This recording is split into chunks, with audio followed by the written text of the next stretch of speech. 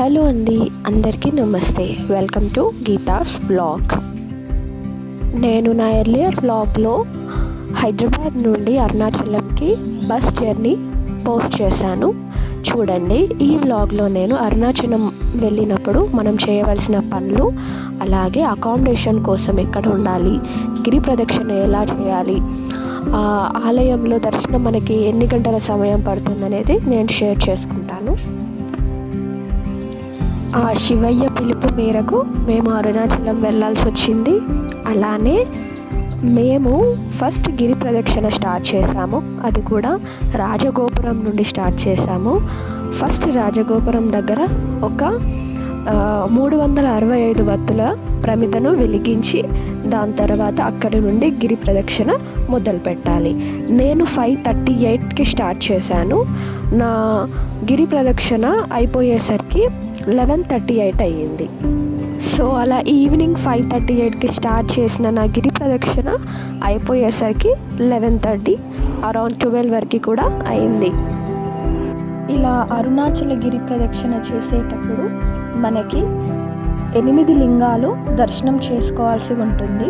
మొదటిది ఇంద్రలింగం, దానికి తూర్పు దిక్కుకో అధిపతి, వర్షానికి మరియు సంపదకు ప్రతీక.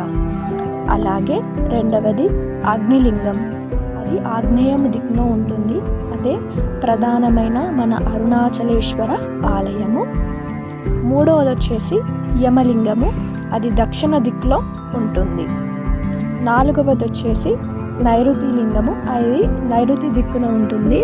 మనము జీవితంలో ఎదురయ్యే అడ్డంకులను తొలగించాలన్నా మనము ఇక్కడ లింగానికి దర్శనం చేసుకుంటే మనకి మంచిది. ఐదవ లింగం వచ్చేసి వరుణలింగం, అది పడమట దిక్కున ఉంటుంది. వర్షాలకు మనం వాతావరణంలో వర్షాలు కలగడానికైనా దేనికైనా మనం ఈ లింగ దర్శనం చేసుకుంటే మంచిది. ఆరోది వాయులింగం, ఇది వాయువు దిక్కులో ఉంటుంది. ఇది గాలి అధిపతి.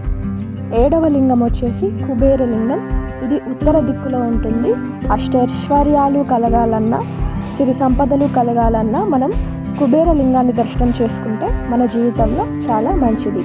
అలాగే ఎనిమిదవది ఈశాన్య లింగం, ఇది ఈశాన్య దిక్కులో ఉంటుంది. దీన్ని దర్శించడం ద్వారా జ్ఞానాన్ని ప్రసాదిస్తుందని భక్తులు నమ్ముతారు. అలా అరుణాచలేశ్వరంలో 8 లింగాల యొక్క విశిష్టత.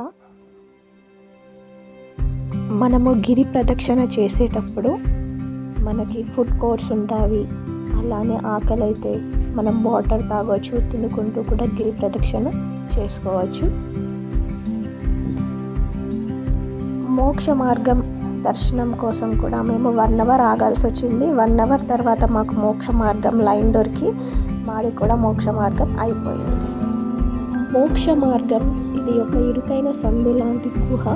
ఇందులో నుండి మనము బయటకి వస్తే మన ప్రతికూల కర్మను తొలగించి దైవానీయమైన ఆశీస్సులు మనపైన ఉంటాయని భక్తుల నమ్మకం.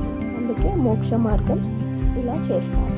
గిరి ప్రదక్షిణ చేసేటప్పుడు మనకు ఇలా శ్రీ రమణాష్టమం కూడా ఎదురవుతుంది. సో అలా మా గిరి ప్రదక్షిణ అయితే పూర్తయింది. మొత్తం నాకు 6 గంటల సమయం పట్టింది. ఇప్పుడు నేను కొత్తగా వెళ్ళేవారు అకామిడేషన్ ఎక్కడ ఉండాలి అనుకునే వారికి ఇలా మనకి మన బడ్జెట్లో ఉండడం కోసం ఇలా మనకి ఈ అప్పర్ స్వామింగల్ మఠం అని ఉంటుందండి. అందులో మనకి పర్సన్ 100 ఛార్జ్ చేస్తారు. 24 అవర్స్ ఉండొచ్చు మనము. అలాగే మనం లగేజ్ కూడా పెట్టుకోవడానికి అడ్వాన్స్గా ఒక 100 తీసుకుంటారు. ఒక లాకర్ ఇస్తారు.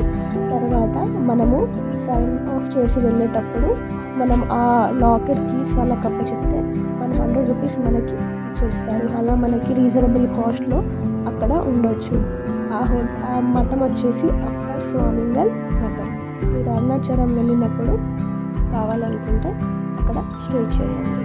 మనకి లో బడ్జెట్లో కూడా అయిపోతుంది. సో ఇదేనండి ఆ మఠం, అదే అప్పర్ స్వామింగల్ మఠం.